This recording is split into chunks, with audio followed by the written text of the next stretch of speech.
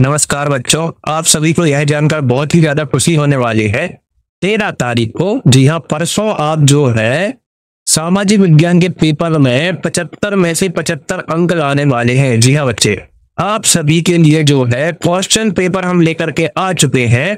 वार्षिक परीक्षा के लिए क्वेश्चन पेपर होने वाला है आपका। सोशल साइंस का क्वेश्चन पेपर है बच्चे, और यहाँ से देखिए ये आपका कोड है इसका, और नीचे आप देखिएगा बच्चे हिंदी और इंग्लिश मीडियम में है, और यहाँ से आप जो है इसका कोड मैच कर लीजिए।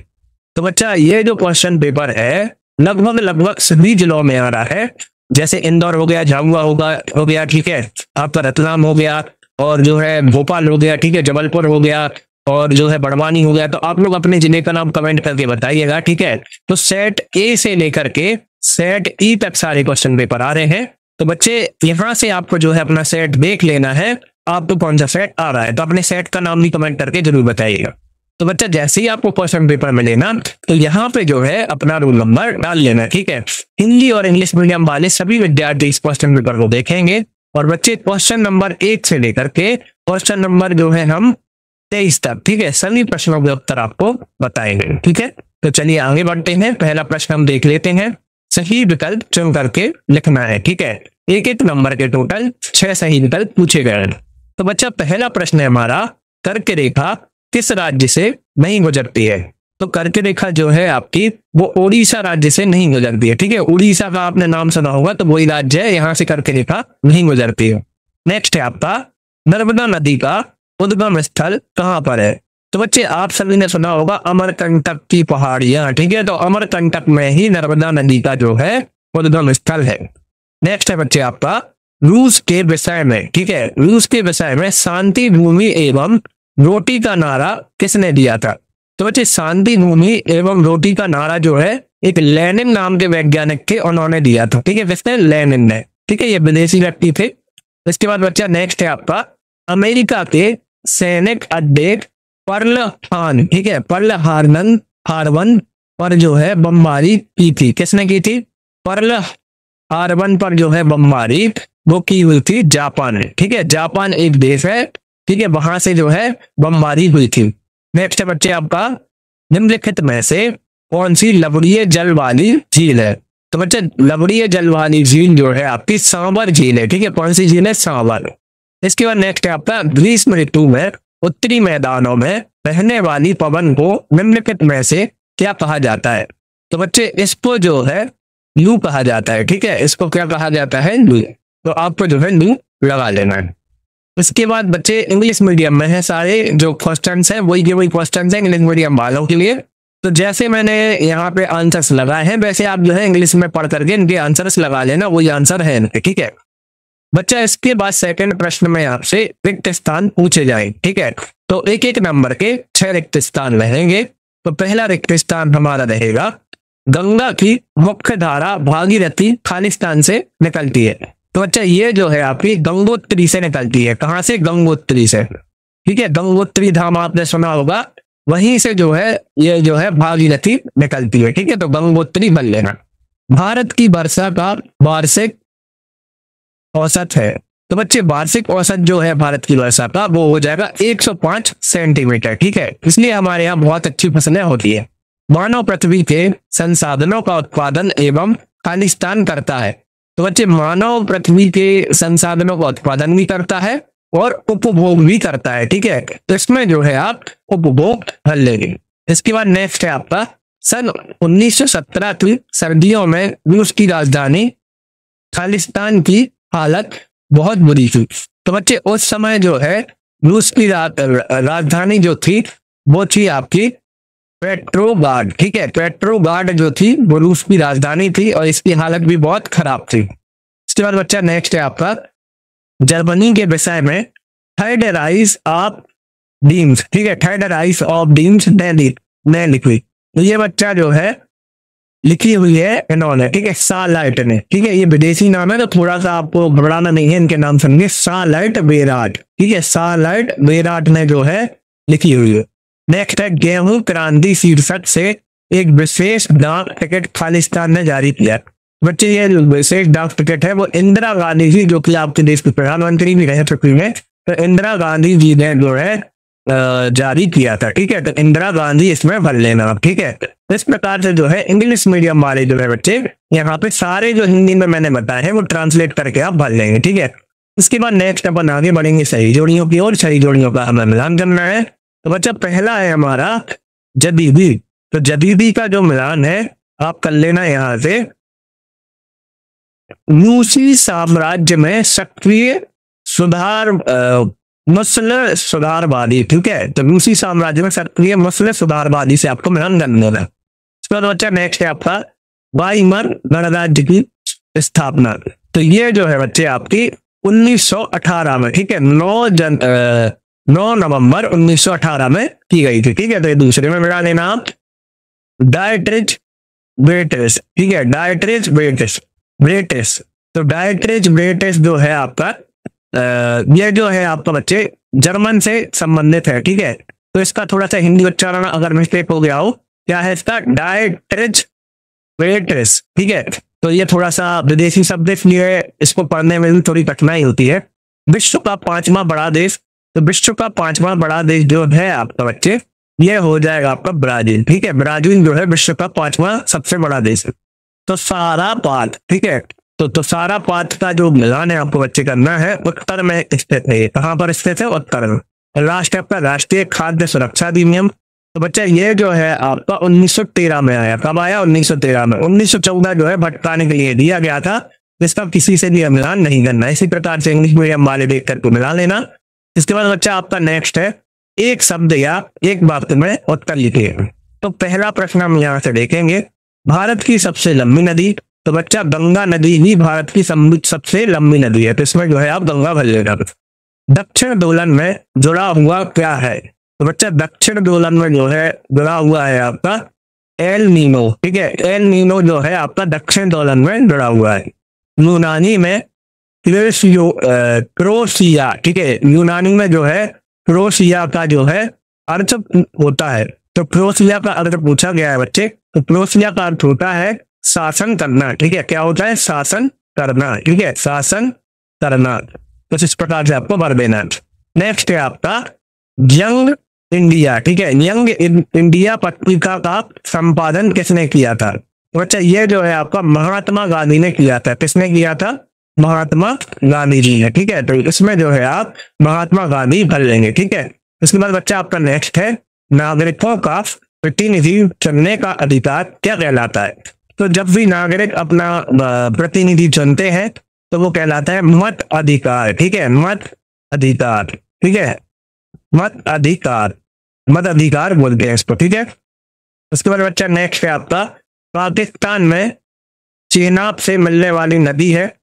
तो पाकिस्तान में जब चेनाब से नदी मिलती है तो वो कौन सी नदी है, तो वो नदी है आपकी झेलम नदी। कौन सी नदी है, झेलम। ठीक है, तो इसमें बच्चा आप झेलम भर लो। ठीक है, तो इस प्रकार से जो है आपको ये करना था।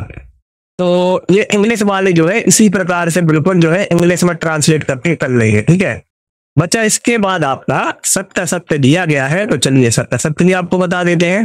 भारतीय मानसून में होने वाली वर्षा अनिश्चित है। तो ये बिल्कुल असत्य है। वर्षा जो है निश्चित होती है। ठीक है, कितनी होगी। केरल में प्रति 1000 पुरुषों पर महिलाओं की संख्या 995 है। तो बच्चा ये भी असत्य है। ठीक है, 995 नहीं है। पालमपुर में ज्यादा लोग जो है व्यापार नहीं करते। तो ये बिल्कुल करेक्ट है। पालमपुर में ज्यादा लोग व्यापार नहीं करते, वो कृषि करते हैं। ठीक है, एकीकृत बाल विकास सेवाएं 1975 से शुरू की गई थी। तो ये बिल्कुल करेक्ट हो जाएगा बच्चे। 1929 में आर्थिक महामंदी का दौर शुरू हुआ था। तो ये भी करेक्ट हो जाएगा। शोषण की अवधारणा जो है लोकतंत्र की है। तो ये बिल्कुल असत्य हो जाएगा। ठीक है, शोषण की अवधारणा लोकतंत्र की बिल्कुल भी नहीं है। इस प्रकार से जो है सत्य आप लगा लेंगे। यहाँ पर ट्रू और फॉल्स लगाना था, तो वही सत्य है, देख करके आप ऐसे ही लगा देंगे इंग्लिश वाले। ठीक है, इसके बाद बच्चा आपका प्रश्न 6 है।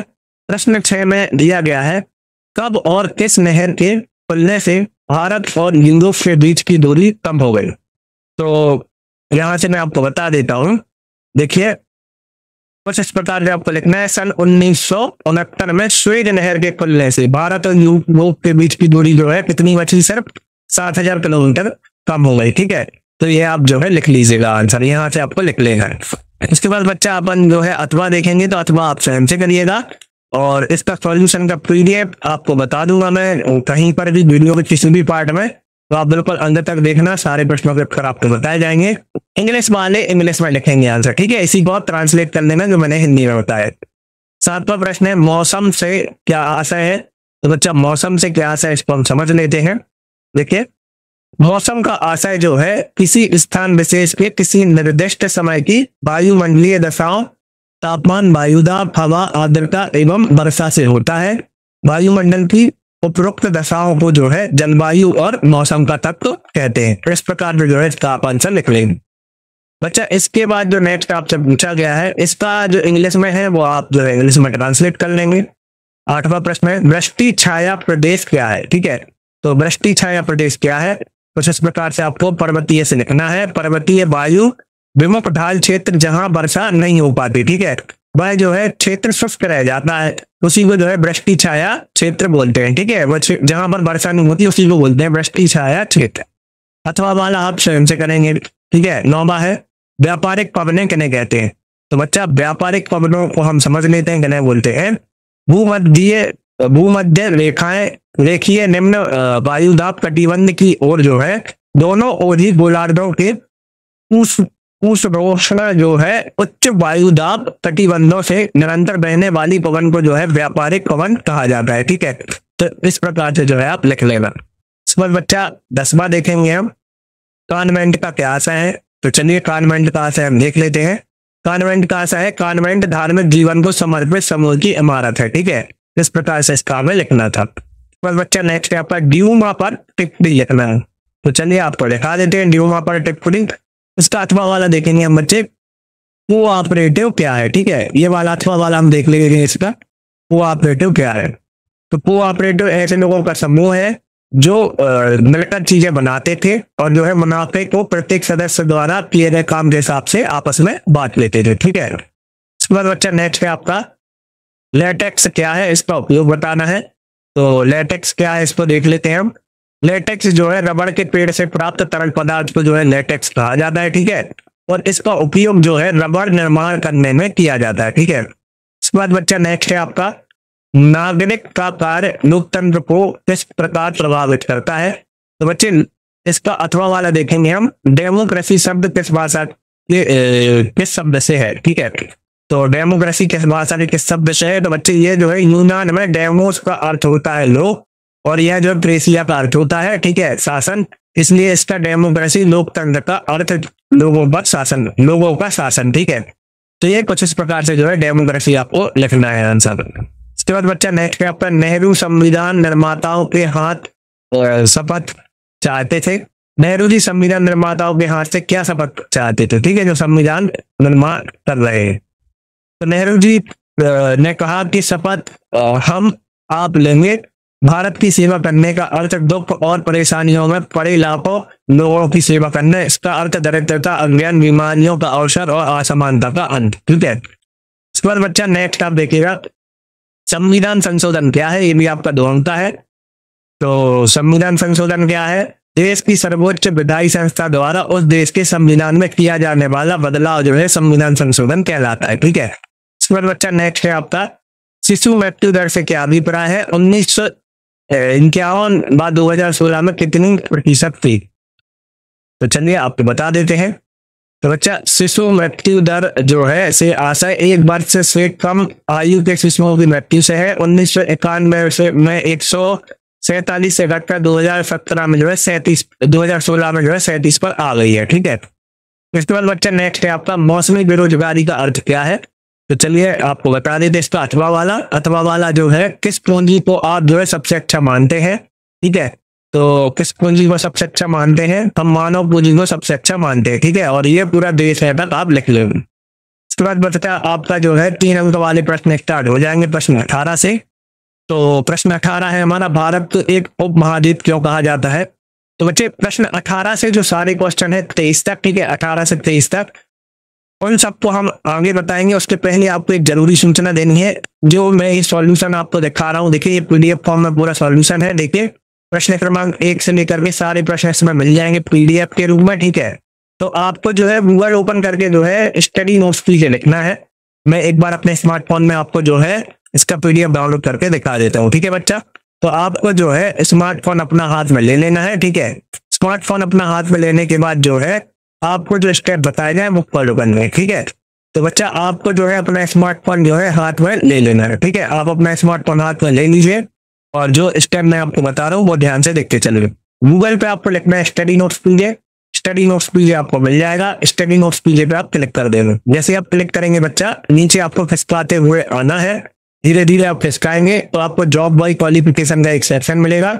इसमें एमपी बोर्ड दिखेगा, तो एमपी बोर्ड पे हम क्लिक कर देंगे। बच्चे एमपी बोर्ड पे क्लिक करने के बाद देखेंगे विषय, विषय में देखेंगे कक्षा 9वीं। बच्चा यहाँ पे गणित है, गणित नहीं चाहिए हमें, विज्ञान नहीं चाहिए, गणित स्टैंडर्ड नहीं चाहिए, सामाजिक विज्ञान चाहिए। ठीक है, तो सामाजिक विज्ञान का फिलहाल में सेट ए और सेट बी है, सी डी और ई जल्दी ही आएगा। तो सेट ए पे हम क्लिक कर लेंगे। जैसे हम सेट ए पे क्लिक करेंगे तो बच्चा पूरा क्वेश्चन पेपर जो मैं आपको दिखा रहा था ना यहाँ पे डला हुआ है, देख लीजिए आप। पूरा का पूरा क्वेश्चन आपको जो है यहाँ पे मिल जाएंगे, सारे जो है इसका पीडीएफ मिल जाएगा आपको। अब बच्चे जो है हम इसका सॉल्यूशन डाउनलोड करने आए थे, तो सॉल्यूशन डाउनलोड करने के लिए बिल्कुल आपको नीचे की साइड आ जाना है। सबसे नीचे आने के बाद आपको जो है कोई एक ऐसा जो है पोस्टर मिलेगा बच्चे। ठीक है, तो इस पोस्टर पे आपको क्लिक कर देना है। जैसे ही आप इस पोस्टर पे क्लिक करेंगे तो आप ऑटोमेटिक जो है नीचे की साइड आ जाएंगे और यहाँ पे टाइमर चल रहा होगा, ये समाप्त हो जाएगा और डाउनलोड का बटन आ जाएगा। ठीक है बच्चा, मैं देखिए मैं इस पोस्टर पे क्लिक कर रहा हूँ। जैसे ही मैंने इस पे क्लिक किया तो देखिए डाउनलोड का बटन जो है अब एक्टिवेट हो गया है। अब इस डाउनलोड के बटन पे मैं जैसे ही दबाऊंगा देखिए ये पूरा वार्षिक परीक्षा का पेपर का हमारा जो है सॉल्यूशन डला हुआ है, जो मैं आपको दिखा रहा था। ठीक है, देख लीजिए आप, पूरा सॉल्यूशन है, क्वेश्चन नंबर 1 से लेकर के सारे प्रश्न इसमें आपको मिल जाएंगे। ठीक है, तो यहाँ पर आकर के जो है आप सॉल्यूशन डाउनलोड कर लें। अब वापस से हम जो है क्वेश्चन पेपर की ओर आते हैं। क्वेश्चन नंबर 18 से लेकर के सारे प्रश्न आपको बता देते हैं और सबके उत्तर भी बता देते हैं। तो बच्चा 18वां है, भारत को उपमहाद्वीप क्यों कहा जाता है। तो 18वां आप जो है यहाँ से देख लीजिए, उपमहाद्वीप से आशय से लेकर के आप जो है पूरा उपमहाद्वीप कहा जाता है तक लिख लीजिएगा। ये पीडीएफ फॉर्म में भी आपको मिल जाएगा। ठीक है, क्योंकि लॉन्ग क्वेश्चन है तो थोड़ा समझाना पॉसिबल नहीं होगा, क्योंकि वीडियो काफी लंबी ऑलरेडी बन चुकी है। राई का समुदाय पर टिप्पणी देना है। तो बच्चा नीचे की साइड अपन आएंगे और राई का समुदाय पर जो है टिप्पणी राजस्थान से रेगिस्तानों में से लेकर के जो है हम पूरा बकरियां पालते हैं तक पूरा हम लिख लेंगे। ठीक है बच्चा, इसके बाद है प्रश्न क्रमांक 20, प्रधानमंत्री और मंत्री परिषद के आपस में संबंधों पर चर्चा करना है। तो चलिए इसका उत्तर भी आपको दिखा देते हैं।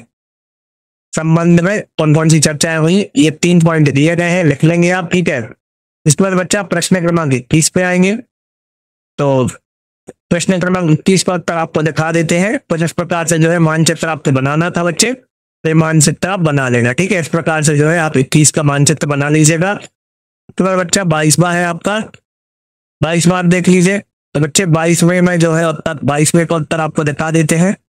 ये आपका 22वें का उत्तर है। ठीक है, देख लीजिए इस प्रकार से जो है 22वें का उत्तर आपका हो जाएगा यहाँ तक। लास्ट आप 23वां प्रश्न और देख लीजिए। तो इस प्रकार से 23वां दिया गया है मानचित्र वाला, और ये 23वें का उत्तर है। नीचे मैं आपको दिखा देता हूँ, ये आपका 23वें का उत्तर है। ठीक है, तो ये क्वेश्चन ऊपर नीचे हो सकते हैं। 23वें का है मानचित्र वाला, ये 22वें का और ये 21वें का। ठीक है, तो सारे उत्तर आपको बता दिए हैं, पीडीएफ फॉर्म में डाउनलोड करना सिखा दिया है। तो उम्मीद कर रहा हूँ आज की वीडियो हेल्पफुल रही होगी। ज्यादा से ज्यादा मित्रों तक शेयर करें।